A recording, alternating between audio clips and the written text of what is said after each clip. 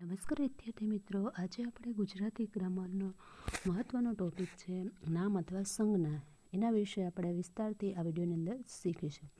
તો પેલા નામ અને સંજ્ઞા એટલે શું એની વ્યાખ્યા જોઈએ કે જે શબ્દો દ્વારા કોઈ વ્યક્તિ, વસ્તુ, સ્થળ કે ગુણનો નિર્દેશ થાય છે તેને સંજ્ઞા કહે છે. સંજ્ઞા અથવા નામ કહે છે. તો સંજ્ઞાની મહત્વની કેટલીક લાક્ષણિકતાઓ છે તે જોઈએ. તો પહેલી છે લાક્ષણિકતા કે સંજ્ઞા કે નામ લિંગ ધરાવતા હોય છે. બીજું છે ગુજરાતીમાં ભાષામાં 3 લિંગ છે. એક છે પુલ્લિંગ, બીજું છે સ્ત્રીલિંગ અને ત્રીજું છે નપુંસકલિંગ. તો ગુજરાતી ભાષામાં 3 લિંગ છે. એના પછીની ત્રીજી છે જે એની લાક્ષણિકતા સંજ્ઞા કે નામ વચન ધરાવે છે. 3 લિંગ છે, પછી વચન ધરાવે છે. તો ગુજરાતી ભાષામાં 2 વચન છે, એક વચન અને બહુવચન. એના પછીનું છે સંજ્ઞા વિકારી કે અવિકારી હોય છે. સંજ્ઞા છે વિકારી કે અવિકારી હોય છે. તો એમાંથી વિકારી સંજ્ઞા એટલે શું એના વિશે પહેલાં જોઈએ. તો કે લિંગ કે વચન અનુસાર જે સંજ્ઞાનું રૂપ બદલાય તે વિકારી સંજ્ઞા કહેવાય. જે લિંગ છે એને વચન અનુસાર એનું રૂપ બદલાતું રહે તો એને વિકારી સંજ્ઞા કહેવાય. ઉદાહરણ તરીકે આપણે જોઈએ તો વાંદરો છે, વાંદરી છે, વાંદરું. તો 3 રૂપ છે એના થાય છે તો એને વિકારી સંજ્ઞા કહેવાય. કાંસકો, કાંસકી, પંખો, પંખા. તો એના રૂપ બદલાય છે તેથી એને વિકારી સંજ્ઞા કહેવાય. જેનું રૂપ છે વચન અનુસાર બદલાતું એને વિકારી સંજ્ઞા કહેવાય છે. એના પછી જોઈએ તો અવિકારી સંજ્ઞા. તો લિંગ અનુસાર જે સંજ્ઞાનું રૂપ ન બદલાય અથવા યથાવત રહે એટલે કે જે હોય એ જ રૂપ રહે તો તેને અવિકારી સંજ્ઞા કહેવાય. લિંગ અનુસાર રૂપ બદલાય એને વિકારી કહેવાય અને લિંગ અનુસાર જે સંજ્ઞાનું રૂપ ન બદલાય એને અવિકારી સંજ્ઞા કહેવાય. ઉદાહરણ તરીકે જોઈએ તો ખેતર, વર્ગ, રાજા, ઘી, નદી વગેરે છે અવિકારી સંજ્ઞા છે. કેમ કે એના રૂપમાં કોઈ ફેરફાર થતો નથી. ખેતર, ખેતરી એ ન બને એટલે એ અવિકારી સંજ્ઞા કહેવાય. રાજા, આજી એમ ન બને તો એ પણ અવિકારી સંજ્ઞા છે. એટલે રૂપ બદલાતું નથી તેથી તે અવિકારી સંજ્ઞા કહેવાય. એના પછીની લાક્ષણિકતા છે કે સંજ્ઞા છે એ મૂર્ત કે અમૂર્ત હોય છે.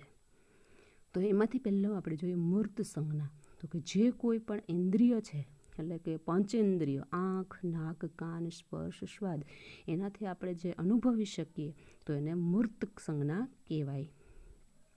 દાખલા તરીકે જોઈએ તો ચળકાટ છે, અવાજ છે, વાસ છે, કમળ છે, જલેબી છે વગેરે છે એ મૂર્ત સંજ્ઞા કહેવાય. એના પછીનું બીજું છે અમૂર્ત સંજ્ઞા.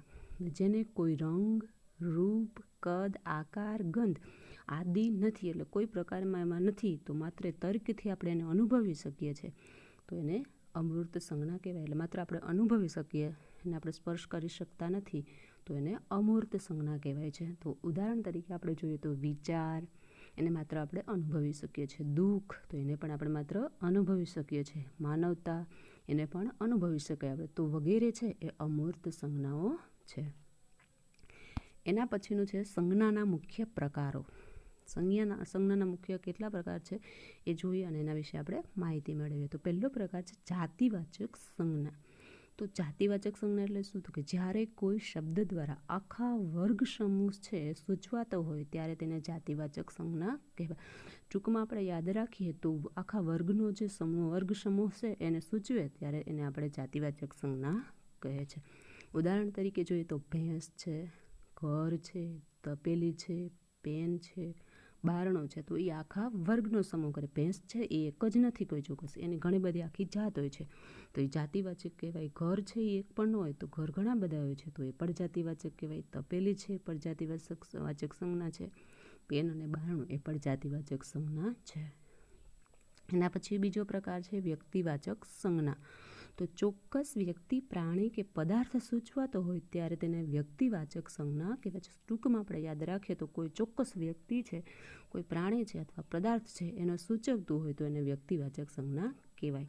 ઉદાહરણ તરીકે આપણે જોઈએ જેમ કે હિમાલય, ગિરનાર, નર્મદા, સોમવાર, માગશર, સૂર્ય, રામાયણ વગેરે છે વ્યક્તિવાચક સંજ્ઞા કહેવાય. કેમ કે હિમાલય એક જ પર્વત છે તો એનું ચોક્કસ નામ આપેલું છે તો એ વ્યક્તિવાચક કહેવાય. ગિરનાર પર્વત એ પણ એક જ છે. નર્મદા એ પણ એક જ નદી છે. સોમવાર છે એ એક જ વાર છે.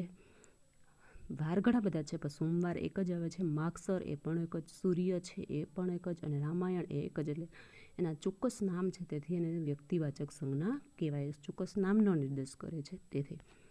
એના પછીનો ત્રીજો પ્રકાર છે દ્રવ્યવાચક સંજ્ઞા. તો ગણી ન શકાય તેવા દર્શાવતી સંજ્ઞા છે તેને દ્રવ્યવાચક સંજ્ઞા છે. કોઈ જથ્થો છે અથવા કોઈ ગણી ન શકાય એવા પદાર્થ હોય એ દર્શાવે એને દ્રવ્યવાચક સંજ્ઞા કહેવાય. ઉદાહરણ તરીકે આપણે જોઈએ છે પાણી છે એને ન ગણી શકાય, લોખંડ, દૂધ, માટી વગેરે છે એ દ્રવ્યવાચક સંજ્ઞાઓ છે, કેમ કે એને છે ગણી શકાતા નથી. તો આ સંજ્ઞા છે એ કિલોગ્રામ કે લીટર આદિમાં માપી શકાય છે. તો લીટર અથવા કિલોગ્રામમાં એને માપી શકાય છે, તેથી એ દ્રવ્યવાચક સંજ્ઞા કહેવાય. એના પછીનો ચોથો પ્રકાર છે કોઈ જૂથ કે સમૂહનો નિર્દેશ કરતી સંજ્ઞા તે સમૂહવાચક સંજ્ઞા કહેવાય. કોઈ જૂથ છે અથવા કોઈ સમૂહ છે એનો નિર્દેશ કરતી હોય તે સમૂહવાચક સંજ્ઞા કહેવાય છે. ઉદાહરણ તરીકે જોઈએ ટોળું છે તો ઘણા બધા લોકોનું ટોળું હોય, અથવા કોઈ વ્યક્તિ છે એનું આખું ટોળું છે તો એને સમૂહવાચક સંજ્ઞા કહેવાય. ધણ છે તો ગાયોનું ધણ, એમાં ઘણી બધી ગાયો છે એ પણ સમૂહવાચક છે. સેના છે તો એમાં એ પણ સમૂહવાચક. ટુકડી છે તો એમાં પણ ઘણા બધા હોય. મેદની એટલે ટોળું તો એ, અને સમાજ છે વગેરે છે એ સમૂહવાચક સંજ્ઞા છે, કેમ કે એ આખા સમૂહનો નિર્દેશ. એના પછીનો પાંચમો પ્રકાર છે ભાવવાચક સંજ્ઞા.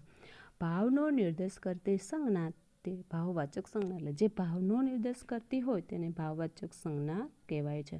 આપણે જે વસ્તુ આપણે જેને અનુભવી શકીએ છીએ માત્ર એ ભાવવાચક સંજ્ઞા કહેવાય. આપણે જોઈ શકતા પણ નથી અને સ્પર્શ પણ કરી ન શકીએ તો તે સંજ્ઞા છે એને ભાવવાચક સંજ્ઞા કહેવાય છે. ઉદાહરણ તરીકે આપણે જોઈએ જેમ કે માનવતા, સુખ, મજા, વિચાર, પ્રેમ, શોક વગેરે છે એ ભાવવાચક સંજ્ઞાઓ કહેવાય છે. સુખ છે એને આપણે અનુભવી શકીએ છીએ, પરંતુ એને આપણે જોઈ શકતા નથી અને એને આપણે સ્પર્શી પણ નથી શકતા, તો એ ભાવવાચક સંજ્ઞા કહેવાય. મજા એને આપણે છે માત્ર અનુભવી શકીએ છીએ. વિચાર, પ્રેમ અને શોખ વગેરે છે એ ભાવવાચક સંજ્ઞાઓ કહેવાય છે. એના પછીનો પ્રકાર છે અને છેલ્લો પ્રકાર છે ક્રિયાવાચક સંજ્ઞા. તો જે ક્રિયા દર્શાવતી સંજ્ઞા હોય તે ક્રિયાવાચક સંજ્ઞા કહેવાય છે. ક્રિયા દર્શાવતી, આપણે કોઈ પણ ક્રિયા કરતા હોય, જે ક્રિયા થતી હોય તો એ દર્શાવતો જે શબ્દ છે તો એને એક ક્રિયાવાચક સંજ્ઞા કહેવાય છે. ઉદાહરણ તરીકે જોઈએ આપણે જેમ કે બોલવું છે એ ક્રિયા છે, બોલવાની આપણે ક્રિયા કરીએ છીએ, પણ બોલ છે ક્રિયા દર્શાવનાર સંજ્ઞા છે. બોલવું એ ક્રિયા થઈ અને બોલ એ ક્રિયા દર્શાવનાર સંજ્ઞા કહેવાય છે. તો બીજા આપણે ઉદાહરણ જોઈએ ક્રિયાવાચક સંજ્ઞાના. દોડ, ચાલ, લેખન, દર્શન, રમત વગેરે. દોડવું એ ક્રિયા થાય પણ દોડ એ સંજ્ઞા છે. ચાલ